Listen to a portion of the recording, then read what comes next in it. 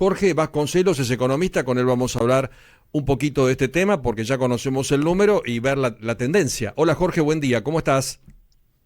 ¿Qué tal? ¿Cómo están? Buen día. Bien, un abrazo grande. ¿Sos de los que te sorprendió el número o no? Porque había algunos anuncios catastróficos que levantando este cepo parcial nos íbamos a 6, a 7 y no sé qué historia, ¿no? Bueno, lo que pasa es que digamos, el levantamiento del cepo no fue completo, pero sí fue lo suficientemente amplio, alcanzando a las personas físicas, como para que la brecha cambiaria se redujera sustancialmente. Veníamos Ah, con una diferencia entre el dólar libre y el dólar oficial del 25% a marzo, y eso se redujo a 2 o 3%, 3 o 4% la brecha cambiaria. Y la brecha cambiaria es relevante en términos de expectativas de inflación. O mm, sea que ese punto había que ponderarlo bien para ver que, digamos, la salida del crawling peg, claro, claro. yendo a un esquema de una flotación administrada, como habíamos conversado en su momento, no era tan riesgoso en ese sentido. Mm. Lo que sí, o sea, la reducción de la brecha cambiaria para mí juega un papel muy importante en las expectativas de inflación, y eso contribuyó a desinflar las expectativas de inflación. ¿Y ves una También el hecho de tendencia? que en realidad, Sí, perdón. no, y también el hecho que el esquema de flotación administrada, digamos, del tipo de cambio, en realidad tiene bastante más de administrada que de flotación. Claro, claro, claro. Es claro, o sea, hubo unas manos anónimas que vendieron mucho dólar futuro a un precio relativamente bajo para Mm. lo que es el techo de la banda. O sea, fíjense que el techo de la banda que se anunció el 11 de abril, para diciembre de este año creo que llega a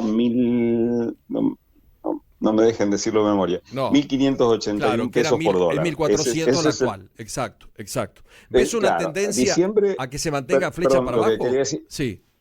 lo que quería decir era esto, que el tipo de cambio 1581 es el techo, Sí, pero las ventas de ROFEX, la venta de dólar futuro, Lo pusieron por se debajo. estabilizaron claro. 1290, o sea, 300, casi 300 pesos por debajo de Menos. eso. Entonces eso también, o sea, antes decíamos, el ancla cambiaria era fundamental, el crawling peg deslizando al 2%, después al 1%. El esquema de bandas era más de flotación, pero repito, hay una flotación bastante administrada, Ujú. y entonces el tipo de cambio no ha abandonado temporalmente el rol de ancla a través del ROFEX, a través de las ventas de futuro. Eso es entendible desde el punto de vista de la estrategia electoral del gobierno, Claro, para llegar porque a bien. mediano y largo, Claro, claro, a claro. mediano y largo plazo necesitamos un tipo de cambio menos interferido, digamos, por este tipo de operaciones, Ujú. pero como charlamos con todos los colegas, una cosa es la economía de aquí a octubre y otra cosa puede llegar a ser la economía de octubre en adelante. Claro, claro, claro. Entonces, o sea, yo imaginaba que el gobierno iba a subir más la tasa de interés cuando arrancara el cepo, la liberación del cepo, perdón, cuando arrancara la salida del cepo.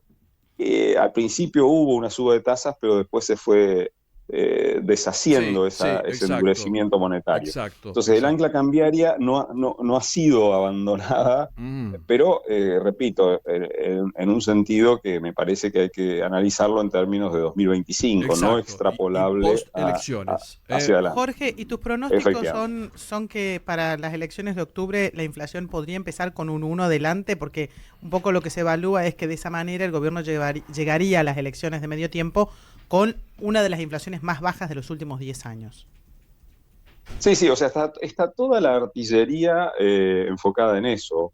Fíjate que cuando pensábamos en términos de que a veces hacían falta acumular reservas del Banco Central, pensábamos que por ahí el dólar difícilmente llegara por mucho tiempo, o llegara y se estabilizara en el piso de la banda, que era el esquema a través del cual el Banco Central compraría dólares. Decíamos, bueno, si el gobierno tiene por objetivo recomponer reservas, debería comprar no en el piso, sino cerca del piso, porque va a Claro, ser claro, difícil claro. llegar al piso. Bueno, se ve muy claro que el gobierno se resiste a comprar dólares dentro de la banda para no emitir pesos por este objetivo de, de seguir desinflando claro, la la inflación. trayectoria. Entonces, todo, o sea, digamos, ancla cambiaria no abandonada del todo, resistencia a emitir pesos dentro de la banda, aunque eso implique no acumular reservas al ritmo comprometido con el fondo.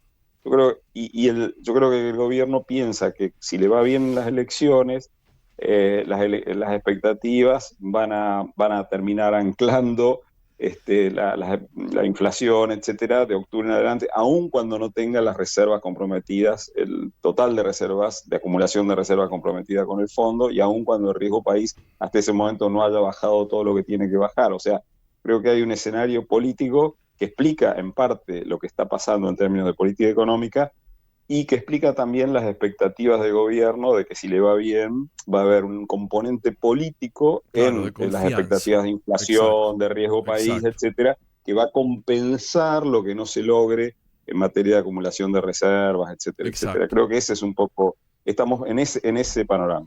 Jorge, un gusto escucharte. Muchas gracias, ¿eh? No, al contrario, gracias por la conversación. Buen día. Jorge Vasconcelos, que es economista. 2.8 entonces, veremos.